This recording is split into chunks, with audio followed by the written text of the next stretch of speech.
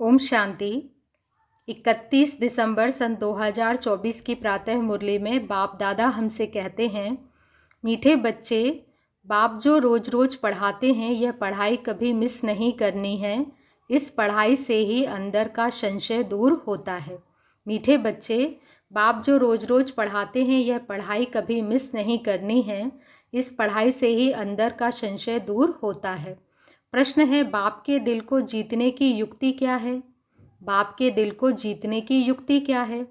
उत्तर में बाबा कहते, बाप के दिल को जीतना है तो जब तक संगम युग है तब तक बाप से कुछ भी छिपाओ नहीं।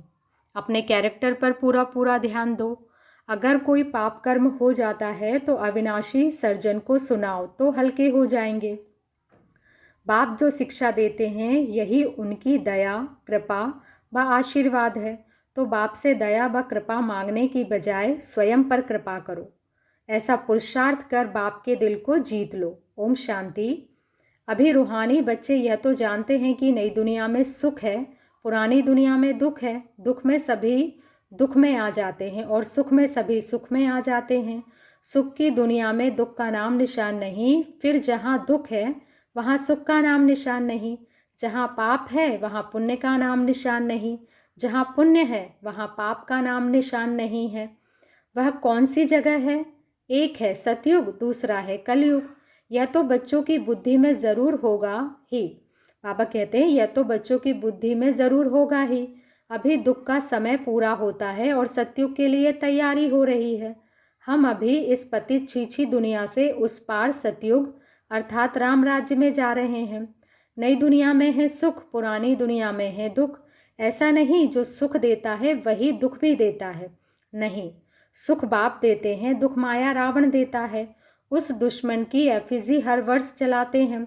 दुख देने वाले को हमेशा जलाया जाता है। बच्चे जानते हैं जब उसका राज्य पूरा होता है तो फिर हमेशा के लिए खलास हो जाता है। 5 विकार ही सबको आदि मध्य अंत दुख देते आए हैं। तुम यहाँ बैठे हो तो भी तुम्हारी बुद्धि में यही रहे कि हम बाबा के पास जाएं। रावण को तो तुम बाप नहीं कहोगे ना बच्चे। कभी सुना है रावण को परमपिता परमात्मा कोई कहते हो? कभी भी नहीं। कई समझते हैं लंका में रावण था। बाबा कहते हैं यह सारी दुनिया ही लंका है। कहते हैं वास्को डिगामा ने चक्र लगाया स्टीमर व बोट के द्वारा। जिस समय उसने चक्र लगाया उस समय एरोप्लेन आदि नहीं थे। ट्रेन भी स्टीम पर चलती थी। बिजली अलग चीज़ है। बाबा कहते हैं, अब बाप कहते हैं दुनिया तो एक ही है, नई से पुरानी, पुरानी से नई बनती है। ऐसे नहीं कहना होता है कि स्थापना, पालना, विनाश, नहीं। पहले स्थापना फिर विनाश, बाद में पालना, यह राइट अक्षर है। बाद में विनाश की पालना, बाद में रावण की पालना शुरू होती है। यह झूठी विकारी पतित बनने की पालना है। यहाँ बाबा कहते हैं झूठी विकारी पतित बनने की पालना है जिससे सब दुखी होते हैं। बाप तो कभी किसी को दुख नहीं देते हैं। यहाँ तो तमो प्रधान बनने के कारण बाप को ही सर्वव्यापी कह देते हैं। देखो क्या बन पड़े हैं। यह तो तुम बच्चों को चलते फिरते बुद्धि में रहना चाहिए। है तो बहुत सहज, सिर्फ अल्फ की बात है। मुसलमान लोग भी कहते हैं उठकर अल्लाह को याद करो। खुद भी सवेरे उठते हैं। वह कहते हैं अल्लाह व खुदा को याद करो। तुम कहेंगे बाप को याद करो। बाबा अक्षर बहुत मीठा है, बाबा अक्षर बहुत मीठा है। अल्लाह कहने से वर्षा याद नहीं आएगा, बाबा कहने से वर्षा याद आता है। मुसलमान लोग बाप नहीं कहते हैं, वह फिर अल्लाह मियाँ कहते हैं, मियाँ बीबी। बाबा कहते हैं यह सभी अक्षर भारत में हैं। परमपिता परमात्मा कहने से ही शिवलिंग याद आ जाएगा। यूरोपवासी लोग गॉडफादर कहते हैं। भारत में तो पत्थर भित्तर को भी भगवान समझ लेते हैं। शिवलिंग भी पत्थर का होता है। समझते हैं इस पत्थर में भगवान बैठा है। भगवान को याद करेंगे तो पत्थर ही सामने आ जाता है। पत्थर को भगवान समझ पूजते हैं। क्या कहा बाबा ने? पत्थर को भगवान समझकर पूजते हैं। पत्थर कहाँ से आता है? पहाड़ों के झरनों से गिरते गिरते गोल चिकना बन जाता है। फिर कैसे नेचुरल निशान बन जाते हैं। देवी देवता की मूर्ति ऐसी नहीं होती है। पत्थर काट काट कर कान, मुंह, नाक, आँख आदि आदि कितना सुंदर बनाते हैं। खर्चा बहुत करते हैं। शिव बाबा की मूर्ति पर कोई खर्चे आदि की बातें नहीं होती है।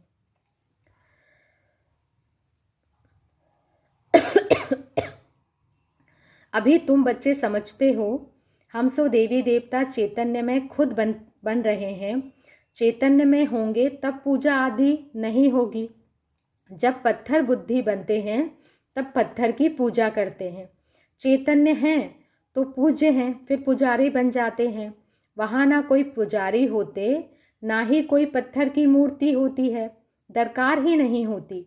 जो चैतन्य थे उनकी निशानी यादगार के लिए पत्थरों को रखते हैं।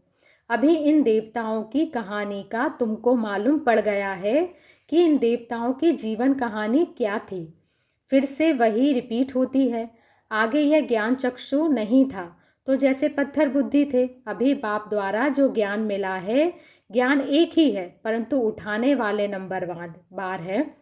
ज्ञान तो एक ही है पर बाबा कहते हैं उस ज्ञान को उठाने वाले नंबरवार हैं। तुम्हारी रुद्रमाला भी इस धारणा के अनुसार ही बनती है। एक है रुद्रमाला, दूसरी है रुंडमाला। एक है ब्रदर्स की, दूसरी है ब्रदर और सिस्टर्स की। यह तो बुद्धि में आता है। हम आत्माएं बहुत छोटी छोटी बिंदी मुआफिक हैं। गायन भी है, भ्रकुटी के बीच चमकता है अजब सितारा। अभी तुम बच्चे समझते हो, हम आत्मा चैतन्य हैं, एक छोटे सितारे मिसल हैं। फिर जब गर्भ में आते हैं तो अविनाशी पाठ बजाती रहती हैं। इस शरीर को ही फिर सब याद करने लग पड़ते हैं। यह शरीर ही अच्छा बुरा होने के कारण सबको आकर्षित करता है। सतयुग में ऐसे नहीं कहेंगे कि आत्मा अभिमानी बनो, अपने को आत्मा समझो। यह ज्ञान तुम्हें अभी ही मिलता है क्योंकि तुम बच्चे जानते हो अभी आत्मा पतित बन पड़ी है। पतित होने कारण जो काम करती है वह सभी उल्टा हो जाता है। बाप से उल्टा काम कराते हैं, माया उल्टा काम कराती है। सबसे उल्टा काम है बाप को सर्वव्यापी कहना। आत्मा जो पाठ बजाती है वह अविनाशी है, उनको जलाया नहीं जाता, उनकी तो पूजा होती है। शरीर को जलाया जाता है। आत्मा जब शरीर छोड़ती तो शरीर को जलाते हैं। आत्मा दूसरे शरीर में प्रवेश कर जाती है। आत्मा बगैर शरीर 2-4 दिन भी नहीं रख सकते। कई तो फिर शरीर में दवाइयाँ आदि लगाकर रख भी लेते हैं, परंतु फ़ायदा क्या। क्रिश्चियन का एक सेंट जेवियर है, कहते हैं उसका शरीर अभी भी रखा हुआ है।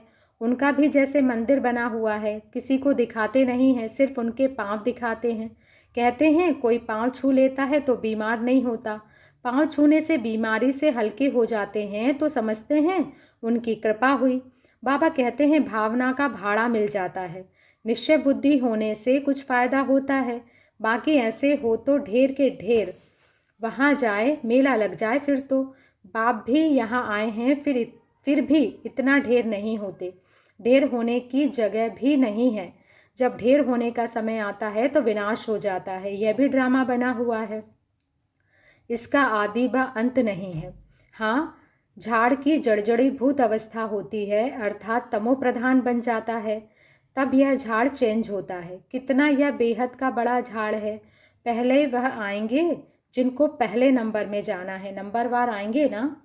सभी सूर्यवंशी तो इकट्ठे नहीं आएंगे, चंद्रवंशी भी सभी इकट्ठे नहीं आते, नंबरवार माला अनुसार ही आएंगे। पाठधारी सभी इकट्ठे कैसे आएंगे, खेल ही बिगड़ जाए। यह खेल बड़ा एक्यूरेट बना हुआ है, इसमें कोई चेंज हो नहीं सकती। मीठे मीठे बच्चे, जब यहाँ बैठते हो तो बुद्धि में यही याद रहना चाहिए, और सत्संगों में तो और बातें बुद्धि में आती है। यह तो एक ही पढ़ाई है जिससे तुम्हारी कमाई होती है। उन शास्त्रों आदि को पढ़ने से कमाई नहीं होती। हाँ, कुछ ना कुछ गुण अच्छे होते हैं। ग्रंथ पढ़ने बैठते हैं तो ऐसे नहीं सभी निर्विकारी होते हैं। बाबा कहते हैं इस दुनिया में सभी भ्रष्टाचार से पैदा होते हैं। तुम बच्चों से कई पूछते हैं वहाँ जन्म कैसे होगा, बोलो वहाँ तो 5 विकार ही नहीं हैं। योग बल से बच्चे पैदा होते हैं। पहले ही साक्षात्कार होता है कि बच्चा आने वाला है। वहाँ विकार की बात नहीं। यहाँ तो बच्चों को भी माया गिरा देती है। कोई कोई तो बाप को आकर सुनाते भी हैं, सुनाएंगे नहीं तो 100 गुना दंड पड़ जाएगा। बाप तो सभी बच्चों को कहते हैं कि कोई भी पाप कर्म हो जाता है तो बाप को झट बताना चाहिए। बाप अविनाशी वैद्य है, सर्जन को सुनाने से तुम हल्के हो जाएंगे। जब तक संगम युग है तब तक बाप से कुछ छिपाना नहीं है। कोई छिपाते हैं तो बाप के दिल को जीत नहीं सकते। सारा मदार पुरुषार्थ पर है। स्कूल में आएंगे ही नहीं तो कैरेक्टर कैसे सुधरेंगे। इस समय सबके कैरेक्टर खराब है। विकार ही पहले नंबर का खराब कैरेक्टर है। बाबा कहते हैं विकार ही पहले नंबर का खराब कैरेक्टर है। इसलिए बाबा कहते हैं बच्चों, काम विकार तुम्हारा महाशत्रु है। आगे भी यह गीता का ज्ञान सुनाया था तो यह सारी बातें समझ में नहीं आती थी।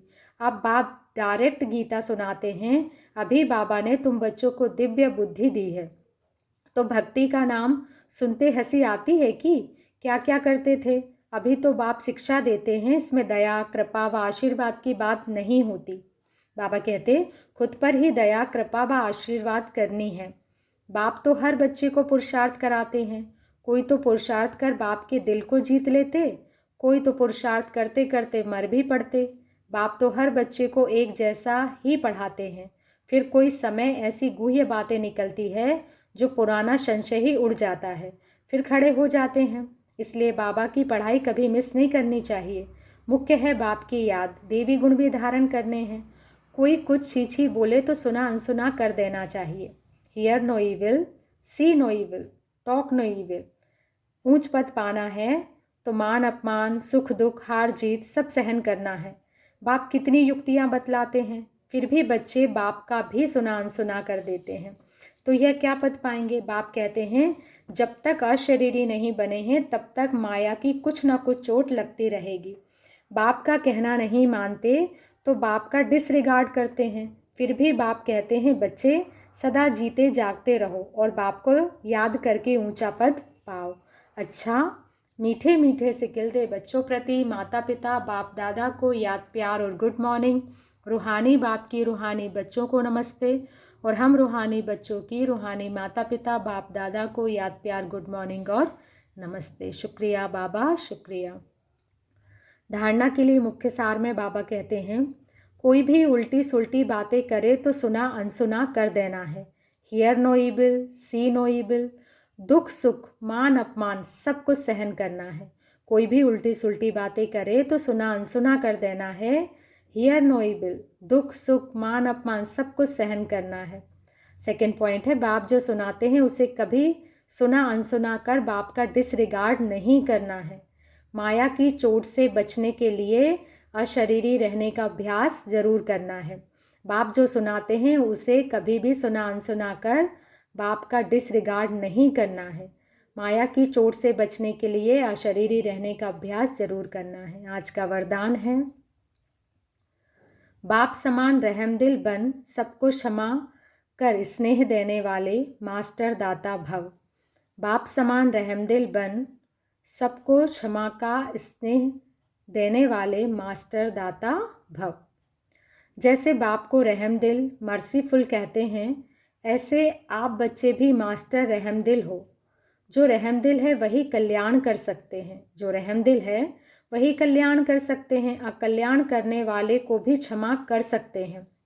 वह मास्टर स्नेह के सागर होते हैं। उनके पास स्नेह के बिना और कुछ है ही नहीं। वर्तमान समय संपत्ति से भी ज़्यादा स्नेह की आवश्यकता है। इसलिए मास्टर दाता बन सबको स्नेह देते चलो, कोई भी खाली हाथ ना जाए। स्लोगन है तीव्र पुरुषार्थी बनने की चाहना हो तो जहाँ चाह है वहाँ राह मिल जाती है। तीव्र पुरुषार्थी बनने की चाहना हो तो जहाँ चाह है वहाँ राह मिल जाती है। आज का स्वमान है मैं मास्टर दाता आत्मा हूँ। मैं मास्टर दाता हूँ। ओम शांति।